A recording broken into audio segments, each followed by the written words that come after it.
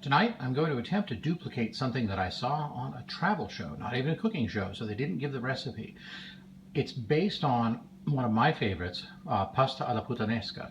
But in this case, instead of using tomato sauce with the dried brown anchovies mashed up in it into a paste, this one uses these fabulous white anchovies. I love these things. I'm the only person in my household who does, so I'm making dinner for one. The other ingredients are the same. We've got capers. I'm using green Castelvetrano olives instead of Kalamata olives because I think they're going to work better with the anchovies. 2 cloves of garlic because they're fairly small. And again, some more of that fabulous, fabulous, fabulous Italian olive oil. Plus some red pepper with a reflection in it. Sounds good? Keep watching. And how could I have forgotten 2 of the other most important ingredients? First, of course, freshly grated Parmigiano Reggiano, so you know there's no wood pulp in it. And second, I'm really liking this. I took just the first taste of it. Vernaccia is a very crisp white wine from Italy. San Gimignano is, of course, a little town in Tuscany. It's in the province of Siena, so it's going to go great with my Tuscan olive oil. But what I like about this one is Vernaccia typically has a very crisp aroma, a lot of minerality to it, and a good deal of acid. So it's great with all kinds of food. But in particular in this one, what I like is there's almost an unctuous or a creamy quality underneath it, kind of more like olive oil than butter, I mean, as befits an Italian wine. But I think that's going to be fabulous with those rich white anchovies. Can't wait. And again, this is a trick that we learned in Tuscany. It's completely transformed how I cook almost anything, from my soup today at lunch to this sauce. That's cold olive oil. It's the extra high quality olive oil from Tuscany that we brought back with us. Into it I have those 2 cloves of garlic. As you can see, they're chopped fairly coarsely. There's a little bit more of the red pepper in here. I think this is closer to half a teaspoon, and about 5 or 6 grindings of black pepper, because I want this one to be sort of pungent and to really pick up the incredible flavor of the white anchovies.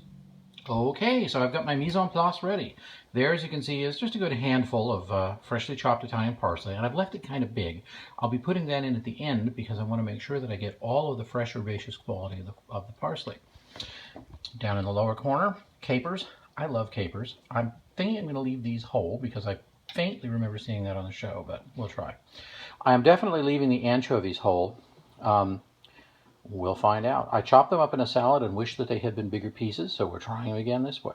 And then those are the Castelvetrano olives. What I love about them is, although they're green, they have the same kind of creaminess that a black olive, a ripe black olive, does, but they're still a little bit tart. I think they're going to be a great pairing with the white anchovies. And then over here are my tomatoes. I've simply cut them in half. Frequently I will salt tomatoes. I have for the salad that we're also having on the side, but for these I won't because I'm going to be sauteing them. Okay, you can really see the sizzle now. This is about as far as I want to take it. As you can see, the garlic hasn't started browning yet, but it's going to have a wonderful flavor in the olive oil, and all that red pepper is going to give it really a piquant spiciness that I can't wait to try. I'm about to put the tomatoes in, but I need 2 hands for that, so we'll catch it in a second. As you can see here, I have some, I think they're called grape tomatoes. They're basically little plum tomatoes the size of cherries.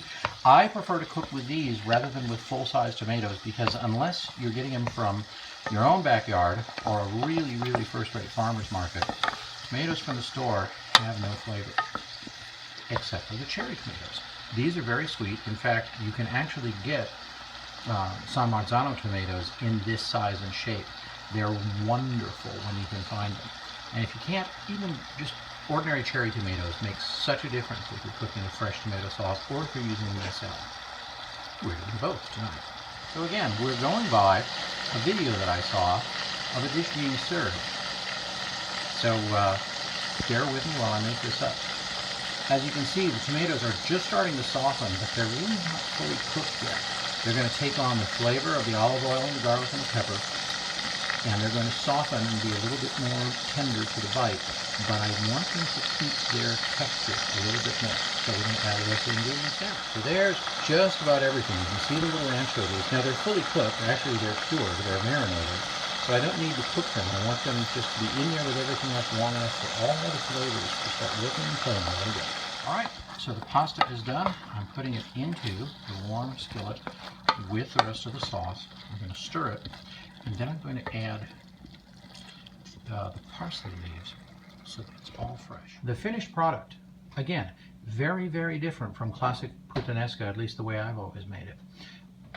I'm really looking forward to this. The flavors are coming out incredibly in the aroma, and the colors are just magnificent. So top it with a little bit of freshly grated cheese, a little bit more to start with. You can always add more. Well, wish me luck. One bite in, and I'm in love. You can definitely tell the anchovies are there. They're a stronger flavor because they're in bigger pieces, but because they're marinated in a white wine vinegar, they have almost a citrusy or a lemony flavor that's just fabulous. And they work really, really well with the Castelvetrano olives. That was definitely the right choice. I will do this again, probably exactly the same way.